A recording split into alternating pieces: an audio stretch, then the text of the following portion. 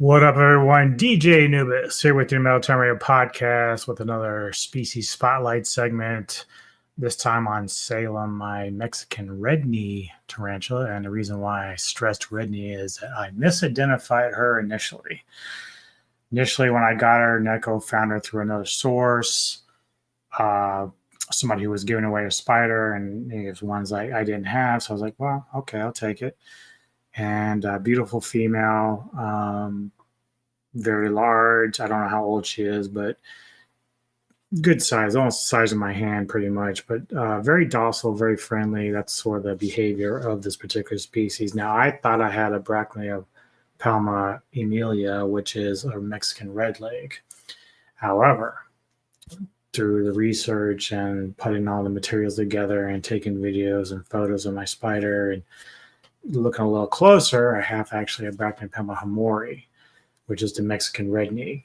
And I got a little video from Richard from the Tarantula Collective, who's going to explain a little bit about the spider and some of its history and whatnot. And then I'm going to show you a video of my little Salem in her enclosure, which I just got her a new one, which was about $50, which is pretty nice for a $50 enclosure. So I'm really happy about that.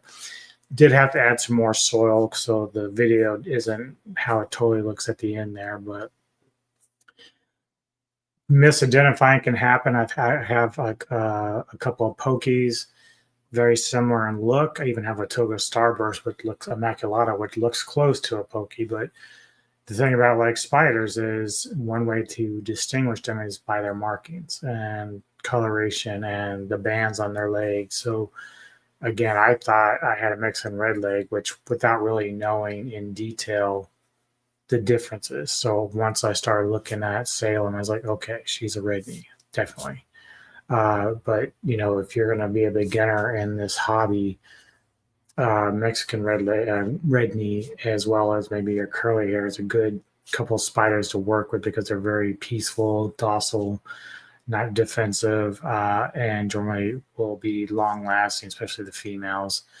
My two are very peaceful. They're probably the most peaceful spiders I have in my collection. So just would rather not mess with you, even though they might kick hairs if you really, really agitate them. But it takes a while to even get them there to just kind of move along, don't want to mess with you, and just go about their business.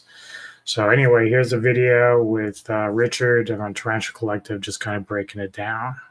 To break down how I take care of my Mexican red knee tarantulas.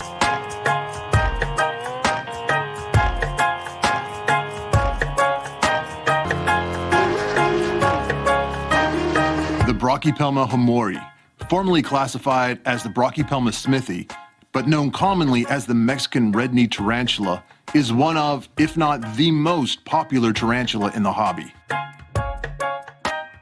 When most people think of a tarantula, this is the species they picture in their mind. Made famous by being used in movies like Indiana Jones and the William Shatner movie Kingdom of the Spiders. This species is endemic to Mexico, found mainly along the western coast south of Guadalajara in the drier savannas and scrublands. This is due to its attractive... Okay, so there we go with that.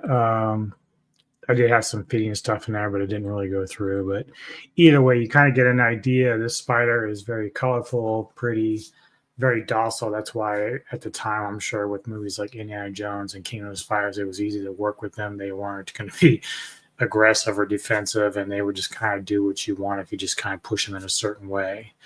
I don't know if they live in a commune like the King of the Spiders was trying to imply at the time, but who knows? Like, I don't believe they actually live like the Belfori or anything like that. So, but that's a fun movie if you like spider movies, by the way. But anyway, here's a quick video of Salem, to a little bit of what I took the other day. So here we have Salem, the Mexican redleg. I've put her in a new enclosure. In fact, I've even, as you can see, I've got this grow light. I've got a darker one coming that's more of like a black light because I need to be able to keep it somewhat dark in here. They feel more comfortable with it not being as bright, but trying my hand at plants again. So obviously I've already been using bioactive enclosures.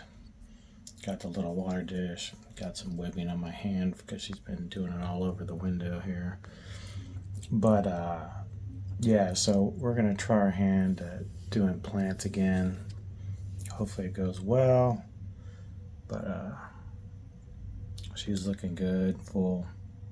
She was one that my wife found for free. Somebody was giving it away, and I was like, oh, I'll take it. So really happy about that. She's doing very well. Loves to eat, so I have to be careful not to overfeed her, but she's got a nice little bum. But outside of that, yeah, great spider. These are very docile. I think even if I wanted to handle her, it wouldn't be a problem because she's not very defensive or anything like that. Same with Loki, my curly hair, but she's got beautiful markings. These are the ones you usually see the most, a lot of times in movies too, because they're just not super defensive, and they actually will just kind of walk around and walk away from you. They rather hide than anything else. So, but very, very beautiful spiders. Yeah, so there you go, and that is Salem. So yeah, just feeding wise, of course, it's pretty normal. Spiderlings will get smaller gnats or crickets, and then as you go on juvies, you feed them pretty regularly, but as they get older, like with her, where they're more mature, you like to feed them like once. I do it like once a week, and usually it's like a cricket. So I don't really feed much roaches anymore. It's like no need for it. Even though roaches tend to live longer as a feeding tool, it's just most of my spiders just don't care for them, and I guess part of that's because female roaches will go and hide and they won't crawl around as much. And whereas like if you have male roaches, they'll crawl around a lot, which would of course, walk into the webbing that they lay on the ground and of course trigger the movement response a spider has. But the problem is males don't really provide a lot of meat, I guess you was, compared to the females. So I don't know. At this stage, crickets are still fine. All my spiders like crickets regardless. So even though like Loki or even Salem would take down a dubia roach, it's no point to it really, because if there's only a couple of spiders that are going to eat that, I mean, they'll eat crickets all day long, so it doesn't really matter. Crickets are always dumb and are always wandering around. The only issue I ever run into is when they drown themselves in the water dishes. But outside of that, not a big deal. But yeah, that's Salem, man. Really, really great spider. Definitely for beginners. Highly, highly recommend them. So yeah, that's all I got for you. As far as the content coming up later today, Jake Hall and I will be doing a kaiju spotlight with Gigan. Then tomorrow, Daniel Miller, the professor, and I will get together and talk a little bit about the main man G, Godzilla. So that's about it.